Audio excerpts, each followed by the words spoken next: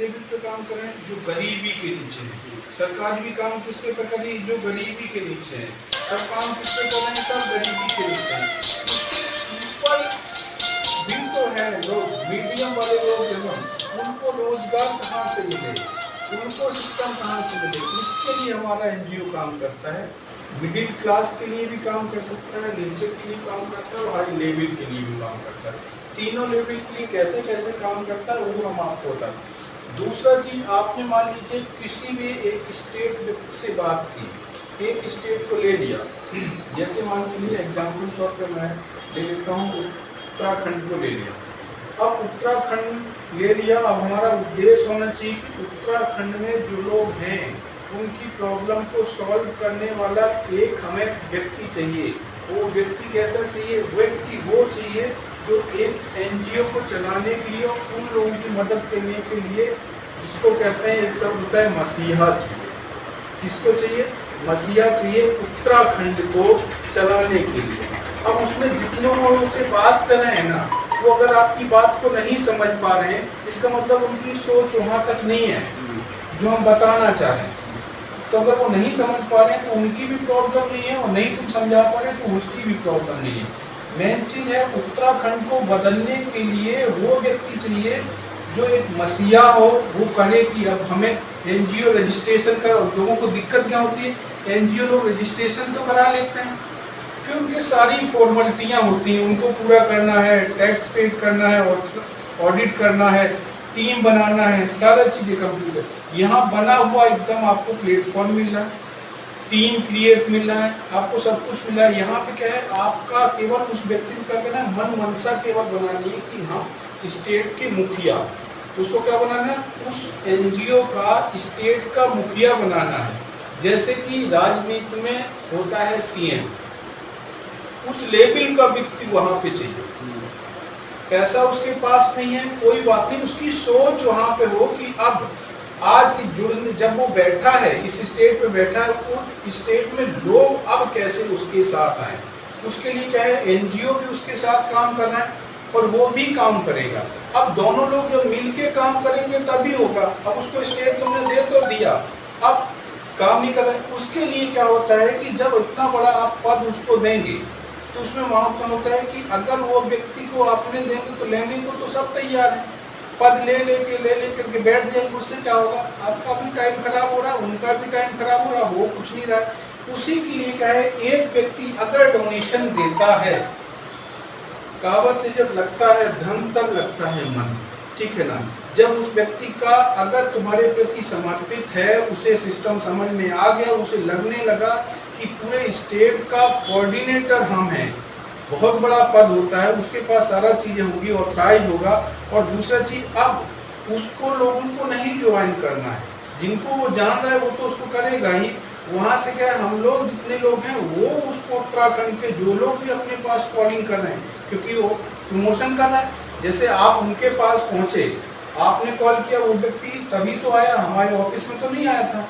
तो जैसे हम उसके पास पहुंच गए, वो हमारे पास जुड़ गया, ऐसे उत्तराखंड के और लोग भी जुड़ेंगे, वो सब कुछ उसी के डाउन में रहेंगे। जितना भी मीटिंग वगैरह जो कुछ भी करना होगा, लोग जितना जुड़ेंगे तो बिजनेस भी आएगा, डोनेशन भी आएगा, उसका भी उसके में शेयर होगा। जितना भी गवर्नमेंट प्रोजेक्ट मिलेंगे उसमें भी उसका शेयर होगा, सियासत प्रोजेक्ट होंगे उसमें भी उसका शेयर होगा। तो यहाँ पे क्या होगा, उसका लगभग ये मान चलिए, हमारा उद्देश्य है अगर वो महीने का 10,000 रुपये कमा रहा है, हमारे साथ जुड़ने के बाद अगर वो 6 मंथ इस फाउंडेशन को फॉलो अप करता है तो निश्चित हुआ 1-2 प्रोजेक्ट वहाँ मिल जाते हैं, तो गारंटीड है इसको डाइवर्ट हो जाएगा, लगभग 1 लाख में डाइवर्ट हो जाएगा। वो उसकी इनकम 10,000 से कहाँ पहुँच जाएगी, 1 लाख पहुँच जाएगी। उसके पास पद भी होंगे। आज हम अभी पद क्यों दे रहे हैं, क्योंकि अभी हमारे पास उन कुछ स्टेटों में अभी लोग नहीं है, इसलिए आपको कॉल करना पड़ रहा है उनको। जब उनको कॉल करेंगे तो लोग जुड़ने लगेंगे। आपका कहना, आपने क्या किया, 10 लोगों से कॉल किया, स्टेट कोऑर्डिनेटर 10 लोगों से कॉल किया, 10 लोगों से कॉल करेंगे तो निश्चित हुआ उसमें से एक व्यक्ति पॉजिटिव आएगा। इसी तरह से आपने क्या किया, 10 दिन काम किया, तो 10 लोग पॉजिटिव आए। जो इन 10 में से सबसे पहले आपको डॉक्यूमेंट भेज देता है और आपको डोनेशन भेज देता है, वो व्यक्ति वहाँ पे नियुक्ति हो जाता है। अब यहाँ पे डोनेशन का क्या होता है, जैसे स्टेट कोऑर्डिनेटर जो है उसका डोनेशन 5000 है। किसी रीजन से देखिए पैसा है, कभी आज होता है कल नहीं होता है, 2 दिन बाद आएगा, 4 दिन बाद आएगा, 10 दिन बाद आएगा, वो डजंट मैटर है। मेन चीज है कि उसको हम अगर वो इंटरेस्टेड है और करना चाहता है तो जो यहाँ से किट जाएगी उसका वो 1000 ट्रांसफर कर सकता है, उसको यहाँ पे उसका पद वहाँ पे क्लियर हो जाएगा और उसके बाद उसको जो है ना किट वगैरह यहाँ से बना के भेज दी जाएगी। बाकी ये पेमेंट वो पेमेंट बाद में कर सकता है। अगर मान लीजिए उसको पेमेंट करने से पहले ही डिस्ट्रिक्ट कोऑर्डिनेटर लोग जुड़ना शुरू हो गए, जिसका 3000 है, इसका उसको 30% अगर मिला तो 900 रुपये उसका इसी में एडजस्ट हो गया, यानी उसके पास अब कितना रुपया जमा हो गया, 1900 रुपये हो गया।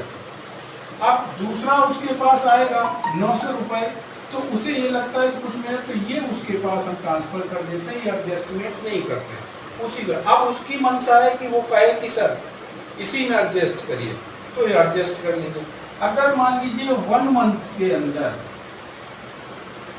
वो पूरा पेमेंट 5000 कर देता है, या तो मेहनत करके कर देता है, टीम आप बनाओगे या वो बनाता है, कैसे भी करके उसका जो 5000 कंप्लीट हो जाता है, तो उसका 10% पर मंथ जाने लगता है 12 मंथ तक, ठीक है। और अगर नहीं कर पाता है, हर महीने किसी से एडजस्टमेंट करना है, तो फिर जो 10% है वो उसके पास नहीं जाता है। लेकिन उसको देखो पद भी मिल गया, उसके नीचे काम भी होने लगा, जो भी प्रोजेक्ट मिलेगा उसको बेनिफिट मिलेगा, किट वगैरह सब कुछ यहाँ से चलेगा, ठीक है। बात समझ में आ गई ना, ठीक है। अब देखिए बात करने का सिस्टम क्या है वो मैं आपको यहाँ से बता देता हूँ।